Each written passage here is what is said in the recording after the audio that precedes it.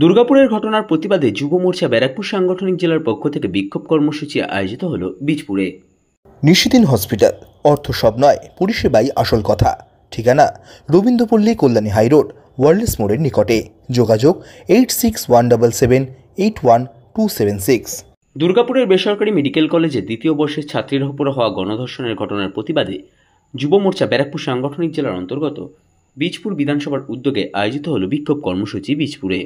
এই দিনের বিক্ষোভ কর্মসূচিতে উপস্থিত ছিলেন রাজ্য বিধানসভার মুখ্য সচেতক তথা বিজেপি নেতা শঙ্কর ঘোষ, রাজ্য মহিলা মোর্চার সভানেত্রী ফাল্গুনী পাত্র, বিজেপি ব্যারাকপুর সাংগঠনিক জেলার সভাপতি তাপস ঘোষ, যুব মোর্চা ব্যারাকপুর সাংগঠনিক জেলার সভাপতি বিমলেশ তিওয়ারি সহ অন্যান্য বিজেপি, যুব মোর্চা, মহিলা মোর্চা ও এবিভিপি নেতৃত্ব ও কর্মীরা।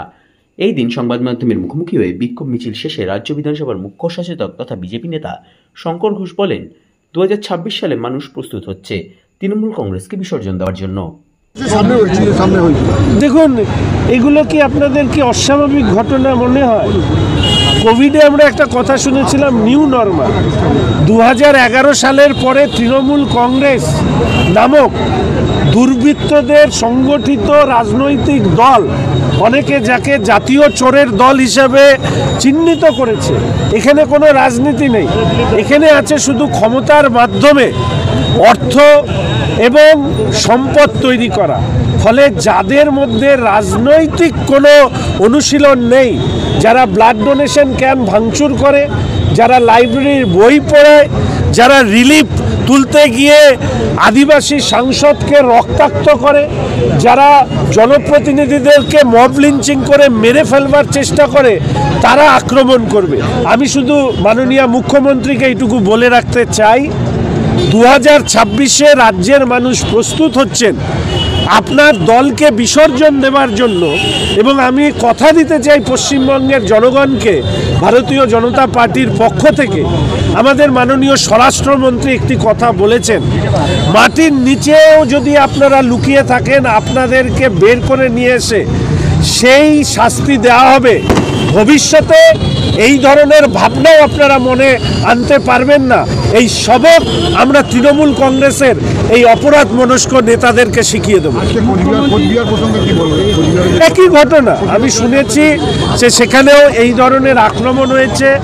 আমাদের ওখানকার তুফানগঞ্জের কনভেনারের উপরে ভয়ঙ্কর আক্রমণ হয়েছে এবং পুলিশের সামনে। এর আগের দিন আমাদের ত্রাণ দিতে গিয়ে পুলিশ আমাদেরকে যখন মারা হচ্ছে, তারা সুন্দর করে ওখান থেকে সরে গেলেন এবং পুলিশের একটা গাড়ি দিয়ে আমাদের পার্টির গাড়িকে আটকে দেওয়া হয়েছিল, যাতে ওখানে আমাদেরকে পিটিয়ে মেরে ফেলা যায়। ফলে পুলিশের একাংশ আছে যারা মেরুদণ্ড বিক্রি করেছে। আমরা আশা রাখি পুলিশের সমস্ত অংশটাও এই কাজ করেননি। ফলে এই লড়াই, এখানে যতজন আছে না, তারা এই লড়াই লড়ে একথা জেনেই যে এই সরকার, এই দুষ্কৃতের সরকারের বিরুদ্ধে আমাদের জীবনকে বাজি রেখে লড়াই করি। জানবেন, স্রোতে মরা মানুষও ভাসে, কিন্তু স্রোতের বিরুদ্ধে ভাসতে গেলে আপনাকে জীবন্ত হতে হবে। ভারতীয় জনতা পার্টি সেই জীবন্ত শক্তি, যা এই তৃণমূল কংগ্রেস নামক বর্বর শাসন পশ্চিমবঙ্গ থেকে উৎখাত করবে। অবশ্যই আমি উল্লেখ করতে চাই যে মাননীয় মুখ্যমন্ত্রী একটি কথা বলেছেন যে রাত্রে মেয়েদের বেরোনোর ক্ষেত্রে সতর্ক থাকতে হবে এবং তাদেরকে প্রকারান্তরে বাড়িতে থাকবার নিদান দিয়েছেন। এক্ষেত্রে প্রথম তিনি যে মিথ্যে কথাটা বলেছেন সেটা হচ্ছে সময়, রাত্রি 12:30। আসলে পরবর্তীকালে যেটা আমরা সিসিটিভির ফুটেজ, যেটা পুলিশ ব্রিফিং করেছে, সেটা এসছে 8টা, 8:30 নাগাদ। ফলে রাত্রি ঠিক কোন সময়টা বোঝায়, এটাও মাননীয় মুখ্যমন্ত্রীর ধারণার মধ্যে আছে কিনা আমি বলতে পারবো না। তবে মুখ্যমন্ত্রী যা বলেছেন, প্রথমে রাত্রে বেরোবেন না, তারপরে দিনে বেরোবেন না, তারপরে ঘরের মধ্যে মুখ ঢেকে বসে থাকবেন, এই নিদানও রাজ্যের মুখ্যমন্ত্রীর কাছ থেকে আমরা আগামী দিনে শুনলেও শুনতে পারি। ফলে এর একই ব্যাপার, সৌগতবাবু যে মন্তব্য করেছেন সেটা এটারই অংশ বিশেষ। আমি শুধু আপনারা সাংবাদিক বন্ধুরা তাদের কাছে এই অনুরোধ করব যে 2011 পরবর্তীতে বা তার আগে পরে এই রাজ্যে বা এই দেশে দিনের বেলায় কোনো মহিলা শারীরিক অত্যাচার হয়নি এই রকম পরিসংখ্যান কি রাজ্যের মাননীয় মুখ্যমন্ত্রী দিতে পারবেন? আসলে উনি অপরাধ এবং অপরাধীদেরকে ঢাকতে গিয়ে দিন রাত্রির ব্যবধান করে মহিলাদের উপরে অত্যাচারের বিষয়টিকে লঘু করে দেখানোর চেষ্টা করছে, যার তীব্র প্রতিবাদ আমি জানাচ্ছি। এর পাশাপাশি মাননীয় মুখ্যমন্ত্রীর পরিবার, সেই পরিবারেরও মহিলারা আছেন। আমি অনুরোধ করব যে সেই পরিবারের মহিলারাও কি আছে, তারা নিরাপদে থাকতে পারবেন এই ধরনের পশ্চিমবঙ্গের অন্ধকার নরকের রাজত্বে?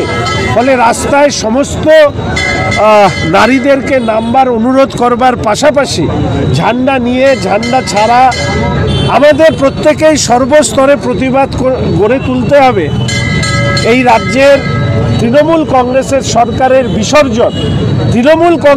সরকারের বিসর্জনই হচ্ছে এই রাজ্যের মহিলাদের নিরাপত্তার একমাত্র গ্যারেন্টি। দুই অক্ষরের 3 অক্ষরের শব্দ ব্যবহার করে মঞ্চে ভাষণ দেন, সেই রাজ্যের মুখ্যমন্ত্রীর আরেক অনুচর তিনি পুলিশ অফিসারের মা, বোন, বউকে তুলে যে কথা বলেন, তাদের কাছ থেকে এই ধরনেরই ভাষা শুনবেন, এটাই আমরা আশা করতে পারি।